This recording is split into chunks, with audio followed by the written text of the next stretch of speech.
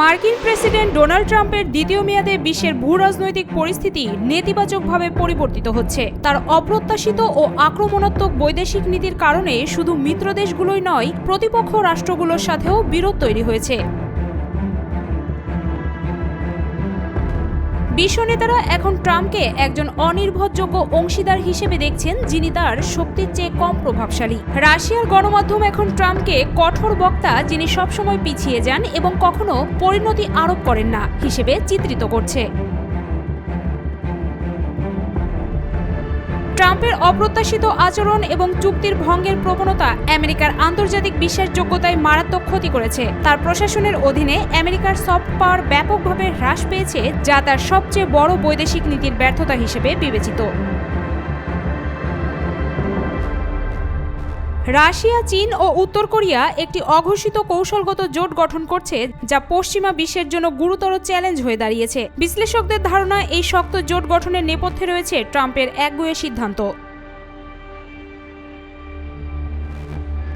সম্প্রতি সময়ে পিউ রিসার্চ সেন্টারের এক জরিপ অনুযায়ী ২৪টি দেশের মধ্যে ১৯টি দেশেই অর্ধেকেরও বেশি মানুষ ট্রাম্পের নেতৃত্বে আস্থা রাখে না। ফ্রান্স, যুক্তরাজ্য, জার্মানি, দক্ষিণ কোরিয়া এবং জাপানের মতো প্রধান মিত্র দেশগুলোতে ট্রাম্পের প্রতি আস্থার সংকট গভীর।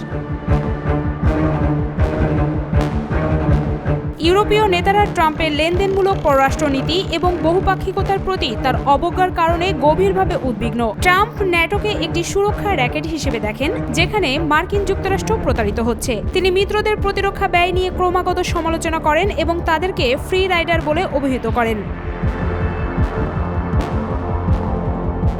কানাডা এবং ডেনমার্কের সাথে ট্রাম্পের আচরণ বিশেষভাবে উল্লেখযোগ্য। তিনি কানাডাকে ৫১তম আমেরিকান রাজ্য হিসেবে অভিহিত করেছেন এবং গ্রিনল্যান্ড কেনার দাবি তুলেছেন। এই ধরনের বক্তব্য মিত্রদের মধ্যে গভীর বিরক্তি সৃষ্টি করেছে। ট্রাম্প চীনের সাথে একটি নিষ্পত্তিমূলক বাণিজ্য যুদ্ধে লিপ্ত হয়েছেন। ২০২৫ সালে এই সংঘাত নতুন মাত্রা পেয়েছে, যেখানে মার্কিন যুক্তরাষ্ট্র চীনা পণ্যের উপর ১৪৫% এবং চীন আমেরিকান পণ্যের উপর ১২৫% শুল্ক আরোপ করেছে। ট্রাম্প মনে করেছিলেন যে তিনি চীনা নেতা শি জিনপিংকে বাণিজ্য যুদ্ধের মাধ্যমে নিয়ন্ত্রণ করতে পারবেন, কিন্তু বিশ্লেষকরা বলছেন তিনি চীনা রাজনীতি বুঝতে ভুল করেছেন। বেইজিংয়ের একজন কর্তৃত্ববাদী নেতা কখনোই আমেরিকান প্রেসিডেন্টের কাছে নতি স্বীকার করতে পারেন না। ট্রাম্পের সৃষ্ট বাণিজ্য যুদ্ধের ফলে বিশ্বব্যাপী পণ্য বাণিজ্যে ০.২% ক্ষতি হওয়ার পূর্বাভাস রয়েছে। এমনকি বিলিয়নারের বিনিয়োগকারী বিল একম্যান, যিনি ট্রাম্পের ২০২৪ সালের প্রেসিডেন্ট প্রচারণায় সমর্থন দিয়েছিলেন, এখন সতর্ক করেছেন যে নতুন শুল্ক আরোপ অর্থনৈতিক পারমাণবিক যুদ্ধ শুরু করার সমতুল্য। ইউক্রেন যুদ্ধ নিয়ে ট্রাম্পের অবস্থান মিত্রদের মধ্যে গভীর উদ্বেগ সৃষ্টি করেছে। তিনি প্রাথমিকভাবে ২৪ ঘন্টার মধ্যে যুদ্ধ শেষ করার প্রতিশ্রুতি দিয়েছেন, কিন্তু পুতিনের সাথে কথোপকথনের পর তার অবস্থান পরিবর্তিত হয়েছে। ট্রাম্প এখন পুতিনের সাথে কথোপকথনের পর ইউক্রেন এবং ইউরোপীয় নেতাদের বলেছেন যে রাশিয়া ও ইউক্রেনকে তাদের সংঘাত নিজেরাই সমাধান করতে হবে। তিনি রাশিয়ার উপর নতুন নিষেধাজ্ঞা আরোপে ইউরোপীয়দের সাথে যোগ দেওয়ার পূর্বের হুমকি প্রত্যাহার করেছেন। এই অবস্থান পরিবর্তনের ফলে পুতিন ঠিক তাই পেয়েছেন যা তিনি চেয়েছিলেন। তিনি সব সময় চাইতেন আমেরিকান চাপ থেকে মুক্তি এবং ন্যাটোর মধ্যে একটি গুরুতর ফাটল। ইউরোপীয় কর্মকর্তারা বুঝতে পেরেছেন যে তারা আর মার্কিন যুক্তরাষ্ট্র থেকে পুতিনের উপর আর্থিক চাপ বৃদ্ধিতে সহায়তা আশা করতে পারবেন না।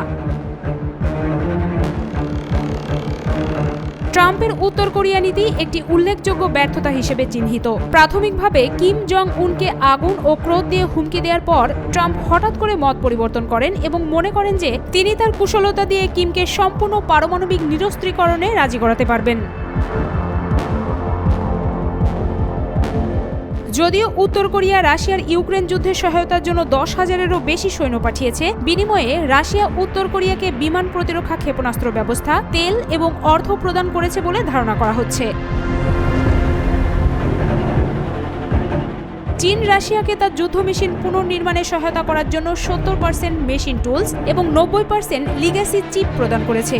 বিনিময়ে চীন সম্ভবত সাবমেরিন প্রযুক্তি এবং অন্যান্য সামরিক সহায়তা পাচ্ছে। এমনকি ইসরায়েলের সাথেও ট্রাম্পের সম্পর্কে চির ধরেছে।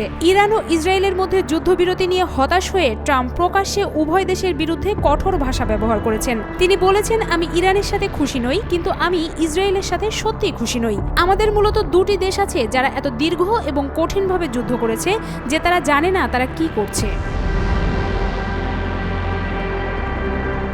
ট্রাম্পের লেনদেনমূলক পররাষ্ট্রনীতি এবং বহুপাক্ষিক প্রতিষ্ঠানের প্রতি অবজ্ঞা আমেরিকার ঐতিহ্যবাহী নেতৃত্বকে দুর্বল করে দিয়েছে। ফলস্বরূপ বিশ্ব একটি বহুমেরু ব্যবস্থার দিকে এগিয়ে যাচ্ছে, যেখানে আমেরিকার প্রভাব ক্রমশ সীমিত হয়ে পড়ছে। এই পরিস্থিতি আন্তর্জাতিক স্থিতিশীলতার জন্য একটি গুরুতর হুমকি হয়ে দাঁড়িয়েছে।